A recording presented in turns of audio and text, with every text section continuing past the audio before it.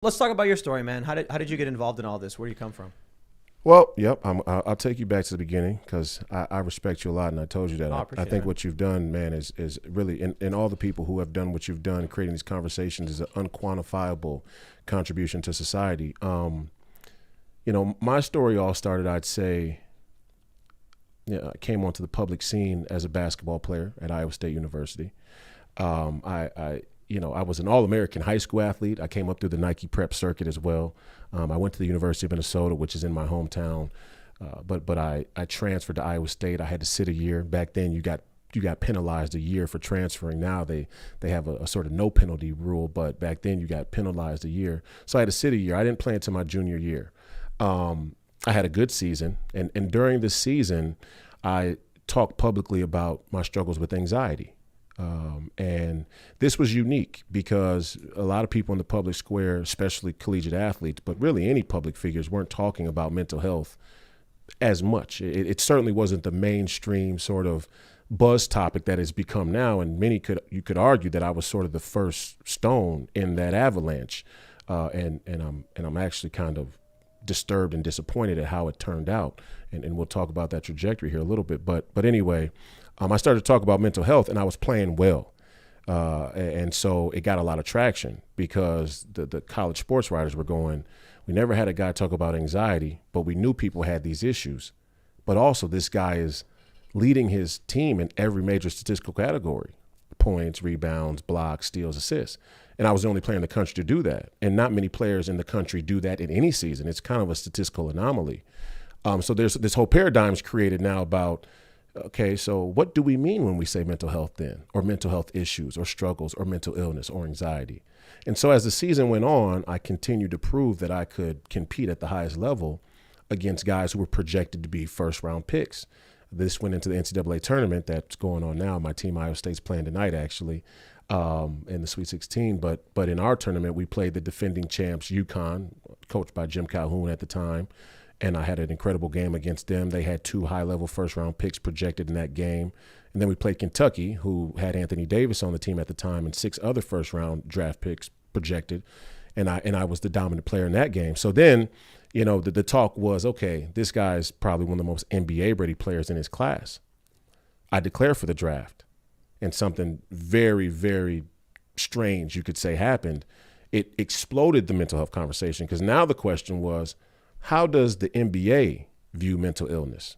Do they view it as a character flaw, or do they view it as this integral piece of this comprehensive health model, right? This progressive view of health and mental health as a spectrum where everybody has a mental health, right? So that question was posed by the mainstream establishment, and the answer was they did view it as a character flaw. And I pushed back on that narrative immediately. Like as soon as the stories start to drop, Sports Illustrated, USA Today, Royce is declaring for the draft, but he's a mystery pick because of this whole anxiety snafu. I'm going, no, this ain't a character flaw. And the fact that it's even a question proves that you guys don't understand the real dynamic of what's happening with this mental health crisis. Long story short, I get drafted to the Houston Rockets 16th, but I was projected to have a top 5 talent, NBA-ready skill set. And upon my arrival in the NBA, I discovered by reading through my collective bargaining agreement, our CBA, that there wasn't a single mention of mental health in the entire document. And I went to my team and I said, listen, I want to be as good of a player and as productive as I possibly can be for you guys. But I understand that obviously by the language in this document that the understanding around mental health and the issue like the one I deal with, anxiety disorder, is lacking. And I'm willing to have an open conversation with you guys transparently about what I deal with so that we can have a better relationship and trying to make me the most productive player I could be. Okay. They said, okay, that's good. Okay, well, let's put it in writing, I said. Let's figure this out. Well, how does this look in writing? Oh, we can't put any of this in writing. I go, why not? The color of the socks a guy has to wear in the game is in writing. Is it really? Oh, it absolutely is. And the penalties. And the real reason that I said we needed to put it in writing because the CBA already had a banned substance list that had anti-anxiety medication on it. Whoa. Okay, so now I'm going, everybody's telling this narrative that the pro sports world is uninitiated with mental health as a topic, but here's this banned substance list with tons of mental health related content in it. So somebody knew something about mental health or knows something. And so I said, okay, so let's say, for example, they basically said, well, look, you can take the Xanax, because Xanax was on the banned substance. You can take it. Don't worry. You got a doctor's prescription. And I go, well, wait a minute. Why is it on the list? Is it because if you take Xanax for 2 weeks, even as prescribed, you can get addicted? And that is the truth about Xanax. It's the most addictive drug there is in the world.